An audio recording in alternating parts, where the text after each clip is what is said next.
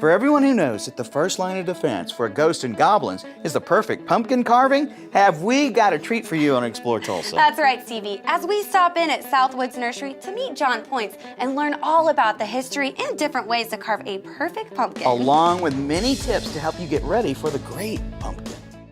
I grew up in a town called Ark City up in Kansas, and they had a holiday called Arkalala, and it was a celebration of all things fall. They had a fair and a parade, and all the kids dressed up and carved pumpkins.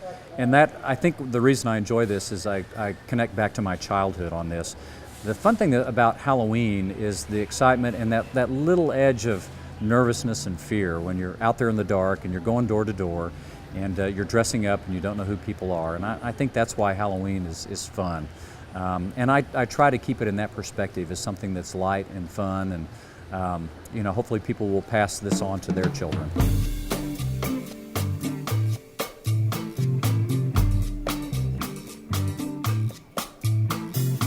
I got interested in carving pumpkins when my children were born. I have an October birthday, my anniversary's in October, and of course I love Halloween.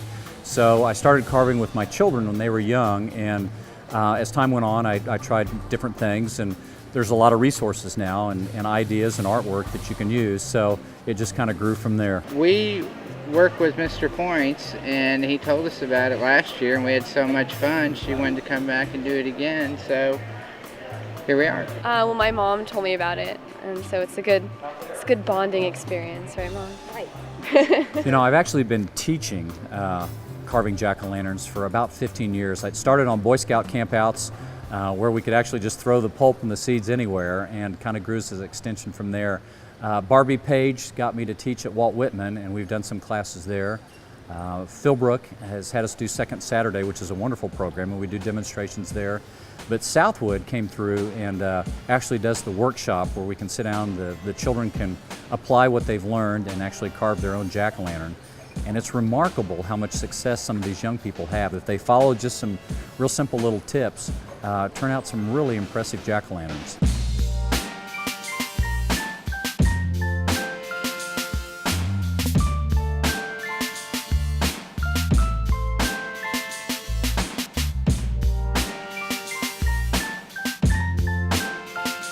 One of the things I try to do with the youth when we sit down is educate them a little bit on the history of the jack-o'-lantern and on pumpkins. Most of them know that the pumpkins are unique to North America, that's where they originated, but don't realize that the first jack-o'-lanterns actually were in Ireland and were in turnips rather than pumpkins. It wasn't until the Irish immigrated to the United States that they started using the pumpkin instead of a turnip to do jack-o'-lanterns. So that's kind of an interesting piece of history about the jack-o'-lantern.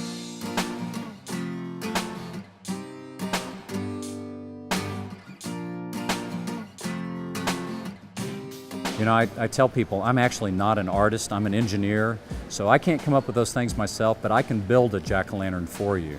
And the nice thing about the internet is there's all kinds of resources out there, there's all sorts of tools, there's artwork, there's YouTube videos on how to carve. I have a favorite website called Zombie Pumpkins, and they've got great artwork on current celebrities and superheroes and that sort of thing, so that's very popular. The nice thing also now is they have artificial pumpkins, which are like a blown foam, which you can get at a Michael's or a Hobby Lobby, and you can cut those with an X-Acto knife, and those don't perish. You can give those as a gift and pull them out every year, and that's made it really nice that you can have something that you can use over and over every year. I didn't use a stencil, I just kind of drew on mine, so it's a little interesting and a little creepy. I'm probably the oldest one carving pumpkins here, so I figured I'd do something a little different.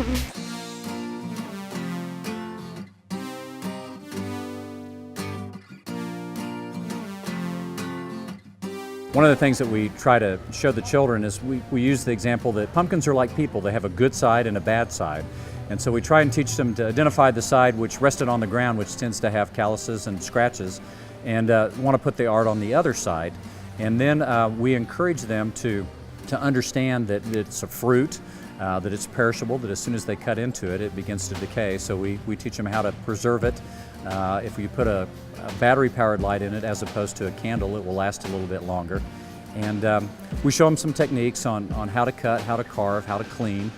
So hopefully they'll have success and want to continue to do jack-o'-lanterns. I had no idea how to do it at all, so I learned everything today all at once. So it was pretty cool.